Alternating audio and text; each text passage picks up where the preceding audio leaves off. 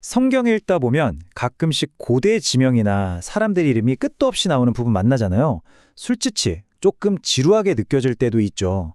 그런데 만약에요, 그 지루해 보이는 명단이 사실은 우리 각자를 위한 아주 개인적인 삶의 지도였다면 어떨까요? 오늘 바로 그 지도를 한번 같이 펼쳐보려고 합니다. 여호수아서에 숨겨진 보물지도죠. 자, 바로 이 질문에서 시작해 볼게요.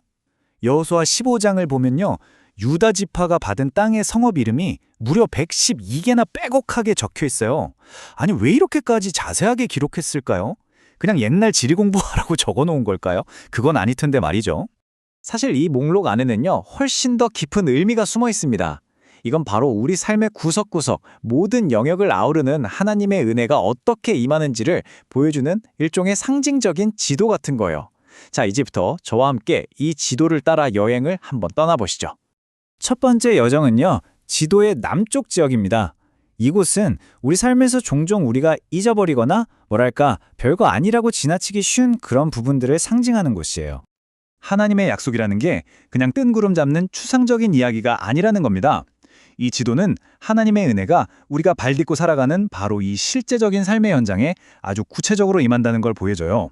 우리의 매일매일 바로 그 삶의 터전이에요. 이 어머니의 손길 비유를 보면 이게 확 와닿는데요. 자, 1단계 보세요. 어머니는 먼저 눈에 잘 띄는 거실부터 청소하시죠. 그쵸? 하지만 거기서 멈추지 않으세요. 2단계를 보면 잘 보이지 않는 좁은 틈새나 숨겨진 구석의 먼지까지 세심하게 다 찾아내시잖아요. 바로 이겁니다. 하나님의 보살핌도 우리 삶에 화려하고 잘 보이는 부분뿐만 아니라 가장 작고 숨겨진 세세한 부분까지 다 미친다는 의미죠. 그러니까 핵심은 이거예요. 내 삶의 어떤 순간도, 어떤 자리도 하나님의 관심과 축복을 받기에 너무 작거나 하찮은 건 없다는 거죠. 정말 큰 위로가 되지 않나요? 자, 이제 지도에 좀 더 험난한 지형으로 이동해 보겠습니다. 바로 인생의 고난과 어려움을 상징하는 산지, 그리고 사막 지역입니다. 이 슬라이드 한번 보세요. 왼쪽과 오른쪽 정말 극명한 대조를 보이죠? 우리가 보기엔 그냥 척박한 황무지, 쓸모없는 돌산인데 하나님의 눈에는 그곳이 기회의 땅, 멋진 포도원을 만들 장소로 보인다는 겁니다. 관점의 완전한 전환이죠. 이게 정말 중요한 포인트입니다. 우리가 겪는 시련과 도전은 벌이 아니에요. 오히려 변화를 위해서 하나님이 주신 과제라는 거죠. 마치 농부가 돌이 가득한 밭을 일궈서 결국엔 기름진 포도원을 만들어내는 것처럼요. 생각해보면 우리의 개인적인 고난을 더 큰 성경의 이야기와 연결해 볼 수 있어요. 다윗도 심지어 예수님도 바로 이런 광야에서 시험 벗고 단련되셨거든요. 그러니까 그곳은 버려진 땅이 아니라 오히려 우리를 더 강하게 만드는 훈련의 장소였던 거죠. 이제 우리의 여정은 마지막, 어쩌면 가장 중요한 장소로 향합니다. 바로 우리 존재의 가장 핵심적인 중심부, 결정적인 전투가 벌어지는 곳, 예루살렘을 상징하는 부분입니다. 63. 이 긴 목록의 마지막. 바로 이 결정적인 구절의 숫자입니다. 이 숫자가 대체 뭘 의미하는 걸까요? 바로 이 구절입니다. 수많은 성공담이 나열된 끝에 딱 하나 기록된 뼈아픈 실패. 이 긴장감 느껴지세요? 모든 것을 다 얻은 것 같았지만 가장 중요한 심장부를 놓쳐버린 겁니다. 신학적으로 이 실패는 바로 우리 자신의 모습을 상징합니다.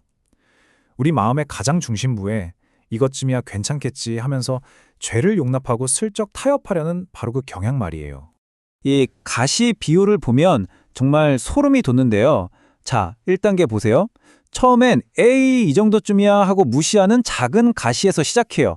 하지만 그걸 그냥 내버려두면 어떻게 되죠? 2단계처럼 결국 골마서 감염이 시작됩니다.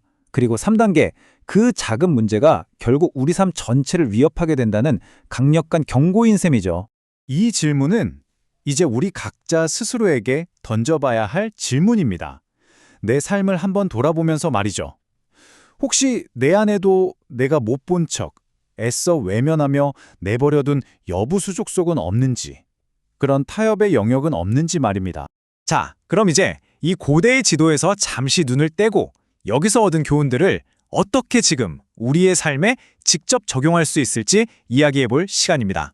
오늘 살펴본 내용의 핵심을 딱 세 가지 행동으로 정리할 수 있겠네요. 첫째, 내 삶의 아주 작은 구석에서도 은혜를 발견하는 것. 둘째, 내게 닥친 어려움을 기회로 바꾸는 것. 그리고 마지막 셋째, 내 마음속의 타협과 정면으로 맞서 싸우는 겁니다. 마지막으로 드리고 싶은 강력한 행동 촉구입니다. 에이, 원래 다 이렇게 사는 거지 뭐 하면서 안주하지 마세요. 여러분의 삶은 선한 것들로 온전히 채워지고 정복되어야 할 소중한 영역입니다. 오늘 이 이야기를 마치면서 여러분 각자에게 이 질문을 남겨두고 싶습니다. 이 메시지를 그냥 듣고 끝내는 게 아니라 삶으로 가져가 보자는 개인적인 도전이죠. 이번 주 당신의 마음속에 있는 어떤 요새와 싸움을 시작하시겠습니까?